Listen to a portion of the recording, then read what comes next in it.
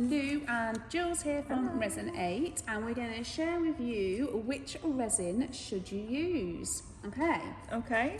We have 4 types of resins. We do. Heat resistant resin then, should we start there? Yes. Okay. My favourite resin for making coasters. Yep. Placemats. Yep. It is about 3 to 4 days to leave it in the mould before you demould this resin. Yeah. People sometimes demold, they feel that it's hard and they take it out after a day and it can shrink back on itself. So it's really important to leave it in the mould for 3 to 4 days. Yeah. Great for worktops, kitchen surfaces, splashbacks, really good fast curing resin with heat resistant properties in it. So 3 to 4 days for that one. Domit resin. Have you used Domit much? I haven't, no. Okay. Really great resin in that you can work in very small quantities with this one. It's the only resin of ours that you measure by weight. Yeah. We don't warm the resin up. We don't warm Domit up. It's the only one that we don't. We want that nice thick consistency with this resin. So great for jewellery. It works really well on top of our other resins if they've set nice and hard before you apply it, so you get that nice bulbous dome on jewellery pendants, anything really that you're making in small batches. I love this resin. What is the mixing ratio on this one? So this is a 2-to-1 ratio by weight. So 40 mils of resin, 20 mils of hardener. Okay. Not mils, weight. 40 grams. Yeah. 20 grams. It's so easy to do. That's why the bottles are different sizes then. Yeah, same with this one, 2-to-1. It does actually say all of this on the side of the bottles as well. Fab. So it's easy to lose track of if you've got all of them at home, isn't it? So what is the cure on this one, Lou? So it's a full day, 7 days for a full cure on it, but you'll find that it's touch dry after about 12 hours. And ready for sanding and polishing the following day after you've made it. But yeah, you've got about 30 to 40 minutes work time with this one. Same as that one, but yeah. Love that one. I don't use it as much as I should. I'm going to try and use it a little bit more. I like to make jewellery with the coated resin and then use this one as the top coat, if you like. Yeah. It looks really good. Yeah.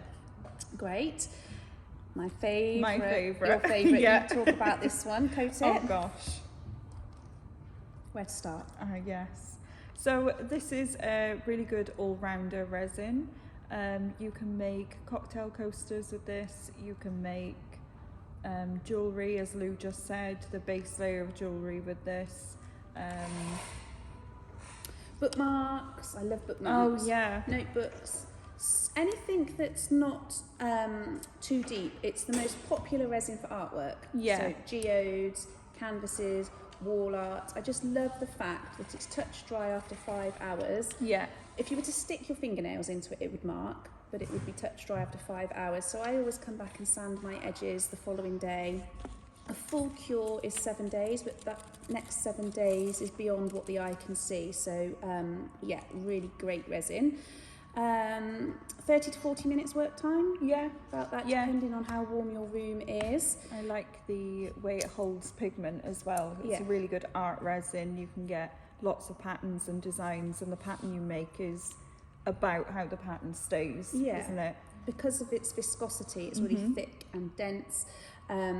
It holds its form a lot better. Saying that, if you were to mix it up and leave it standing for 20-25 minutes and then pour, you're going to be able to control it a lot more. Now we've got our resin stood in hot water. Why is that? To reduce bubbles.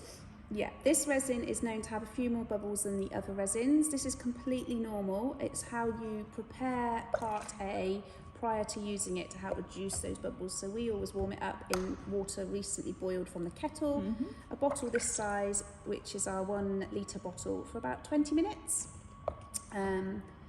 Yeah, love this one. I use it most often for artwork, top coating artwork as well. So maybe if you've painted a picture in watercolours and you want to give your art a top coat, providing you've sealed your artwork, this is the one to go for. Yeah.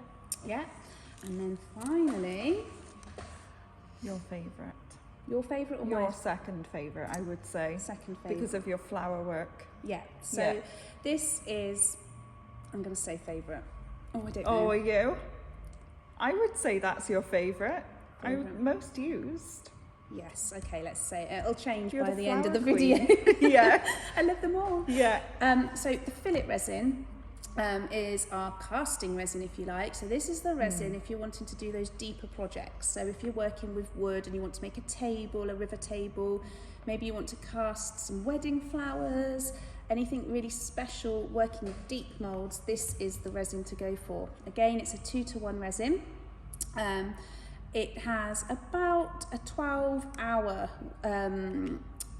it's about 12 hours before it starts to become touch dry. So yeah, you've got a long working time with this one. So you could make it up at 8 o'clock in the morning and you could still pour later on in the afternoon, which I really like because I don't feel like I'm against the clock, especially with precious makes. Yeah.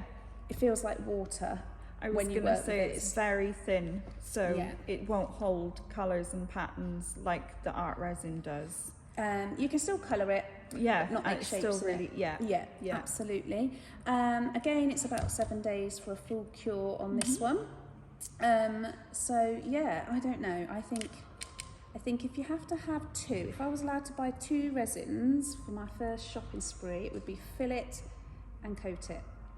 Oh, mine was coat it and heat resistant, my first 2. Okay. Yeah. Maybe a little heat resistant too then.